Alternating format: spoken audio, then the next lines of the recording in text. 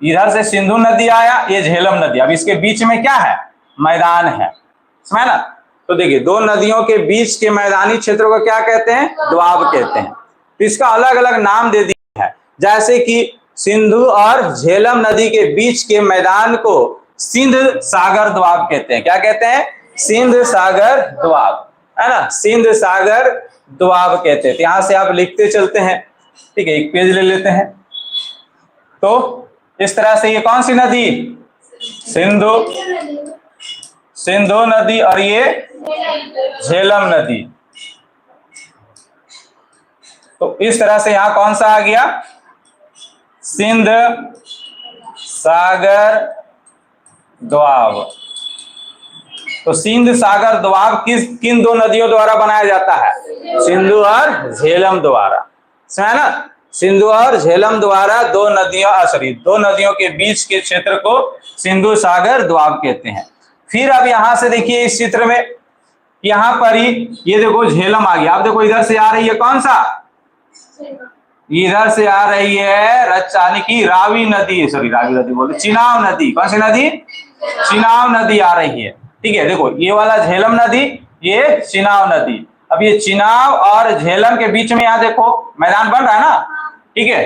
तो इसे कहते हैं चाज दोआब, है ना। तो देखो इधर से आया कौन, चिनाव नदी, और ये कौन सी दोआब बनाएगा, तो चाज दोआब।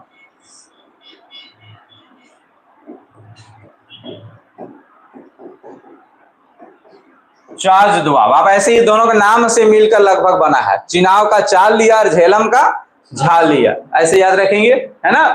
तो बोलेगा यहाँ पर ही चिनाव यानी चाज दोआब किन नदियों द्वारा बना है, तो आप इसी से याद रखेंगे, चा से चिनाव, झा से झेलम द्वारा बनाया गया है। अब चिनाव नदी का एक सहायक नदी, देखो ये सारे नदियां जो है, झेलम हो गया चाहे चिनाव हो गया, सब सिंधु नदी की सहायक नदी, सब सिंधु में जाके मिलते हैं। अब यहाँ पर ही क्या है कि फिर से एक दोआब, देखो अब यहां से देखो ये वाला जो है, ये देखो ये जो हम मिलाया चिनाव, अब ये देखो रावी नदी है, ये क्या है, रावी नदी, देखो यहाँ के मिल रहा है रावी नदी। अब चिनाव ये वाला हो गया, ये रावी नदी। अब इसके बीच में क्या बना, दोआब बना ना जी। तो इसके बीच के दोआब को कहते हैं रचना दोआब, है ना। ये देखो कौन सी नदी, रावी नदी, ठीक है, रावी नदी। अब ये रावी और चिनाव के बीच में एक दोआब बन गया, इसे क्या कहते हैं, रचना दोआब। अब यहां से आप ऐसे याद रखेंगे, रा से रावी लिया और चना चिनाव, चा से चिनाव, चा से, है ना, चा यहाँ पर आया ना, ये दो वर्ड देखो, यहाँ रा से रावी लिया और चा से चिनाव लिया, और ये दोनों का मिल के नाम बना है रचना दोआब। तो रचना दोआब किन दो नदियों के बीच में, रावी और चिनाव के बीच में। झेलम नदी और चिनाव नदी के बीच में चाज दोआब। सिंध सागर दोआब सिंधु और झेलम के बीच में, ठीक है। अब देखो, अब यहां से देख लिए, अब देखेंगे यहां से, देखो ये वाला हो गया, है ना, रचना दोआब देख लिए हम लोग। अब देखो यहां से फिर से आ रही है कौन, ये नदी, ये देखो ये नदी आ रही है, ठीक है, ये वाला एक नदी आई, ठीक है। नदी को कहते हैं ब्यास नदी, ये कौन सा है, ब्यास नदी। और इधर से आ रही है कौन, तो सतलज, ठीक है, ये वाला सतलज है। तो पहले यहां से आप इसको देखिए, इधर से आया एक नदी और ये जाके मिलता है किसमें, सतलज में, और फिर ये सब जाके सब सिंधु में मिल रही है, ठीक है। तो ये वाला है कौन सा, तो नदी, और ये वाला सतलज, ठीक है। अब ध्यान से देखेंगे, यहाँ दो दो दोआब बन रही है, एक देखो रावी और ब्यास के बीच में यहाँ बन रही है एक दोआब, और एक दोआब देखो यहाँ बन रही है ब्यास और सतलज के बीच में, समझा ना, दो दो ब्यास बन रही है ना।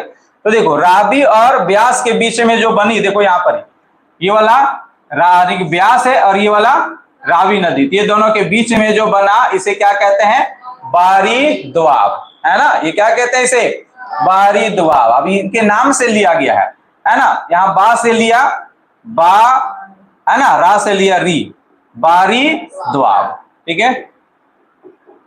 तो बाहरी दोआब किन दो नदियों के बीच में? रावी और ब्यास के बीच में। ठीक है, ब्यास नीचे लिख देते हैं तो कंफ्यूज हो जाएगा। ये कौन सी नदी? ब्यास नदी। ये दोनों के बीच के दोआब को बाहरी दोआब कहते हैं। यहाँ इंपॉर्टेंट यही चीजें हैं। अब यहाँ पर ही देखें, अभी हम बताएं ब्यास और सतलज के बीच में भी एक दोआब बन रही है ना जी, तो इसे कहते हैं बिस्ट दोआब।